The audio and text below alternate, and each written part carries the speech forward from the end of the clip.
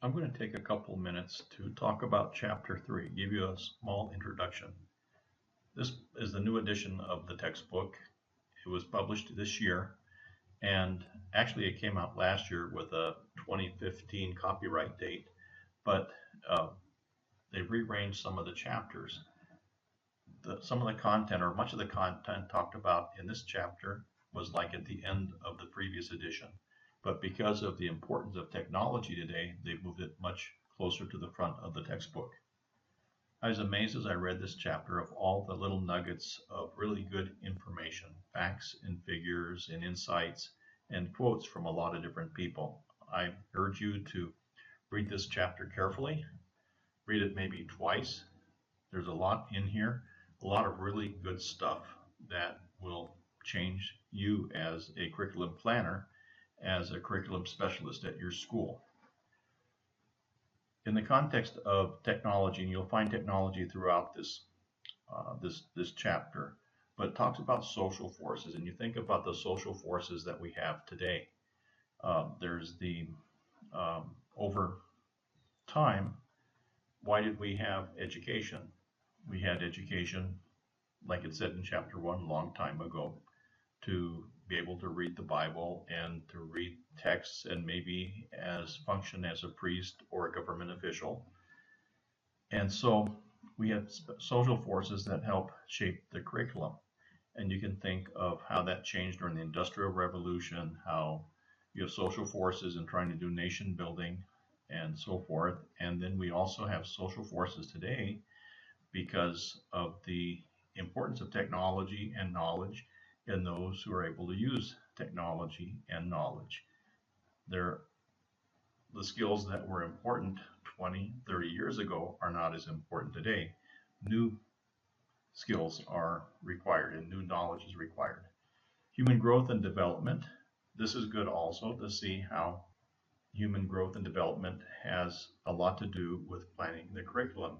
If you studied Piaget, and if you had me as an undergraduate student, you know I covered Piaget in the stages of cognitive development, the sensory motor, the pre-operational, the concrete operations, and the formal operations, and talks about that there, and talks also about how technology might have some influence on that in the schools. The treatment of knowledge, of course, there was not so much knowledge a long time ago. There were a few facts and figures. There were things that we studied. There were great works of literature. When you consider the amount of literature there was 100 years ago and the amount of literature there is today, it's amazing because everybody's publishing their own book. So the treatment of knowledge is very different.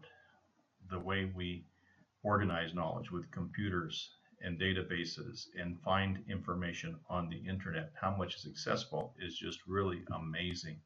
And are we making those changes in the schools? And learning is a process. There's the behaviorist approach where you think of the teacher as the one in charge, and the teacher directs everything and plans everything and tries to be skillful in the learning event. And then you have other processes such as motivational. How do you motivate students, and what do they want to learn? What is appealing to them?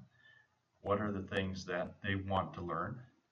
That's another approach. And there's another process which they would call more environmental, and that is how you respond to what's happening in the world. Are you agile? Are you able to adapt?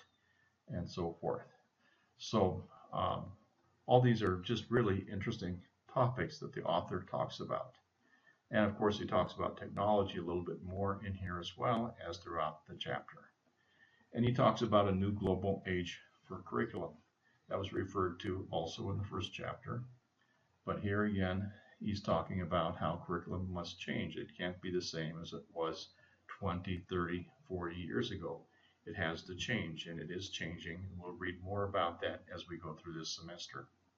So, real interesting information and how schools are responding. Some are responding very slowly, and those schools are not going to be performing, aren't going to be producing the students that we need in our world. if they're not responding in some way. And you can just look at Tammy, you and this course and how we're teaching. You can look at your own school, you can look at your own district, and look at the changes that they're making and the way they're trying to respond to all of these different things, to diversity, to different ways of knowing things. Or somewhere else in the schools responding, it talks about multiple intelligences or multiple ways of learning.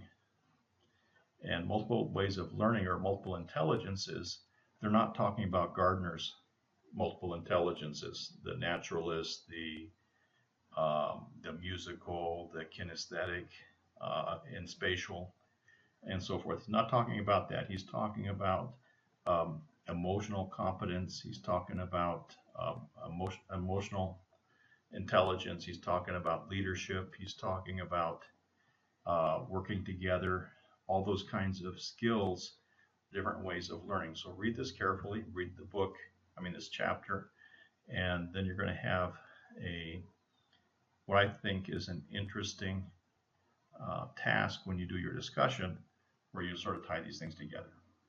And then also read about old issues, new impediments. Old issues, there's still a lot of old issues that we're dealing with, and there's new impediments because of our changing society. The society is changing, and are we changing with it?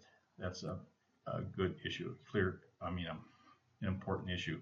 So if you have any questions about the chapter, any parts that are particularly troubling to you, please let me know.